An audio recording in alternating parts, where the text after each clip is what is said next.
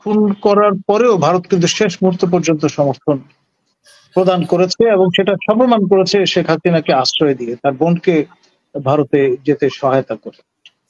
এখন এই যে সহায়তাটা, সেটা কিন্তু আমার প্রিয় ছাত্র আবু সাইদের রক্তের উপর।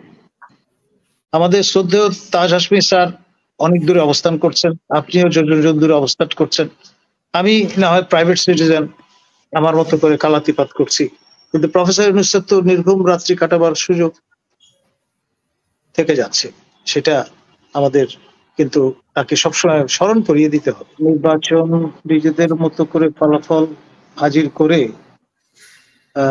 সদ্য বিদায়ী মাননীয় প্রধানমন্ত্রী যে সরকার গঠিত হলো, তার সঙ্গে কাজ করবার এরকম প্রত্যয় ব্যক্ত করেছিলেন মার্কিন প্রশাসন। আমরা ভুলে যাই, ইট ওয়াজ পার্ট অফ ডিপ্লোম্যাটিক নাইসিটি। মানে মুখে শেখ ফরিদ বগলে ইট বলে বাংলায় যে কথাটা আছে, একেবারে be street wise not cocksure perspective থেকে দেখলে এইভাবেই বিষয়টাকে দেখাটা দরকার, তা না হলে এখানে বুঝতে ভুল হবে। আর যে বিষয়টা সেটা হচ্ছে এই, আমাদের স্বার্থ এবং ভারতের স্বার্থ ডায়ামেট্রিক্যালি অপোজড জাতীয় বিবেচনায় ভাবতে গেলে, এবং সেই বিষয়টা ভারত খুব ভালো করেই জানে।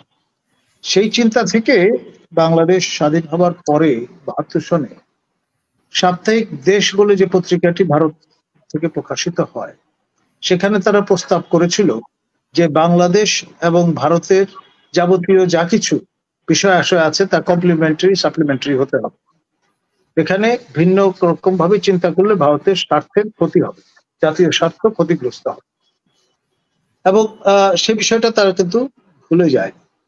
আপনার শেখ হাসিনাকে এই যে তোষণ করবার মূল কারণ হচ্ছে ভারত শেখ হাসিনা এবং তার পরিবারের উপর ইনভেস্ট করেছে, লম্বা ৬ বছর তাকে লালন পালন করেছে, তার পুত্র কন্যাকে ভারতের স্কুলিং এর ব্যবস্থা হয়েছিল, সেটা কিন্তু আমরা ভুলে যাই। এবং তার ফলে যে গড়ছড়াটা, সেটাই কিন্তু আমরা সম্প্রতি লক্ষ্য করলাম।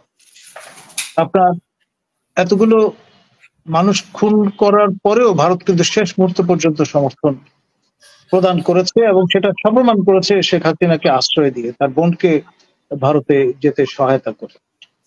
এখন এই যে সহায়তাটা, সেটা কিন্তু আমার প্রিয় ছাত্র আবু সাইদের রক্তের উপর।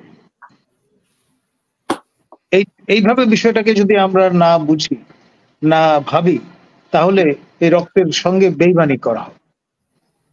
পরিষ্কার, কল স্পেড স্পেড বলে একটা কথা আছে ইংরেজিতে, যা কিছু ন্যায্য সেটা ঠিক শিষ্ট ভাষায় বলে দিতে হবে, আর মিষ্টি কথায় ভুলে গেলে চলবে না। আর এখানে যে বিষয়টা সেটা হচ্ছে, ভারত আমাদের চারপাশে অবস্থিত এবং বেশ কিছুদিন ধরে হাসিনা বিদায় নেওয়ার আগ থেকেই জয়শঙ্কর বলবার চেষ্টা করছেন যে ৪৭ সনে ভারতের স্বার্থ জলাঞ্জলি দিয়ে ব্রিটিশাররা এই দিদেন ইস্ট পাকিস্তানের মথ ইটেন ট্রাঙ্কুলেটেড ম্যাপটা রচনা করে দিয়েছিল। এই চিকেন নেক এর ভালনারেবিলিটির কথা বিবেচনা করে তাদের উচিত ছিল পার্বত্য চট্টগ্রাম এবং কক্সবাজার ভারতের মুক্তি ব্যবস্থা করে। এবং বল্লভভাই প্যাটেল, যিনি বর্তমান ভারতের অবয়বটা তৈরি করার ক্ষেত্রে ইনস্ট্রুমেন্টাল ছিলেন, মুসলিম মেজরিটি প্রিন্সলি স্টেট হওয়া সত্ত্বেও ১৯৫৩ পর্যন্ত স্বাধীন থাকবার পরেও কোচবিহার রাজ্যকে জবরদস্তি করে ভারতের অন্তর্ভুক্ত করা হয়েছিল। পার্বত্য ত্রিপুরা, ৩ দিকে বাংলাদেশ, সেই ত্রিপুরাকে রীতিমতো জবরদস্তি করে ভারতের অন্তর্ভুক্ত করা হয়েছে। এই বিষয়গুলো আসলে ফোরফ্রন্টে নিয়ে এসে তারপরে আমাদের দর কষাকষি দিয়ে যেতে হবে।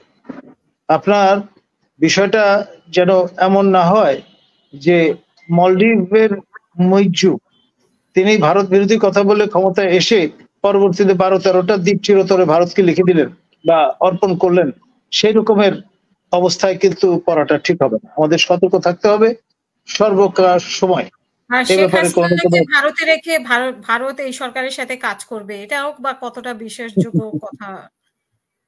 দেখুন, এটা তো পরিষ্কার বোঝা যায় যে আসলে অবস্থাটা কি। আপনার আমাদের যে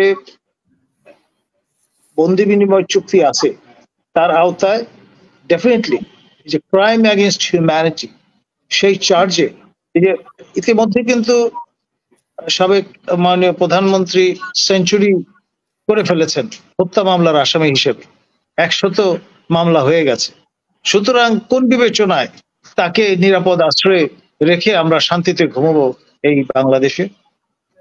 অন্তত প্রফেসর ইউনূসের তো ঘুম আসবার কথা না, কারণ হেড অফ দ্য স্টেট হিসেবে তিনি কিন্তু স্টিয়ারিং হুইলে আছেন। আমাদের শ্রদ্ধেয় তাজ হাসমি স্যার অনেক দূরে অবস্থান করছেন, আপনিও দূরে অবস্থান করছেন। আমি না হয় প্রাইভেট সিটিজেন, আমার মতো করে কালাতিপাত করছি, কিন্তু প্রফেসর ইউনূসের তো নির্ঘুম রাত্রি কাটাবার সুযোগ থেকে যাচ্ছে। সেটা আমাদের কিন্তু তাকে সবসময় স্মরণ করিয়ে দিতে হবে।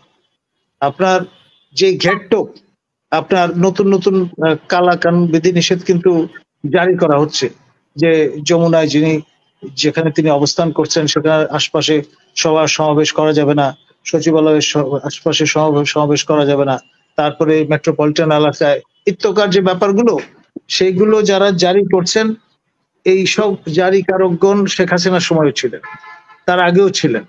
ভাষা প্রেস নোটের একই রকম রয়ে গেছে, কিছু বিচ্ছিন্ন ঘটনা ইত্যাদি। এই যে নানান রকমের ব্যাপারগুলো, সেইখানে গুণগত পরিবর্তন নিয়ে আসতে হবে। তা না হলে এই যে রক্ত, এত মানুষ বুকের তাজা রক্ত ঢেলে দিলেন, তার সঙ্গে বেইমানি করা। আমরা গুণগত পরিবর্তন চাই, নামের পরিবর্তন চাই না, চেহারার পরিবর্তন চাই না। ধন্যবাদ।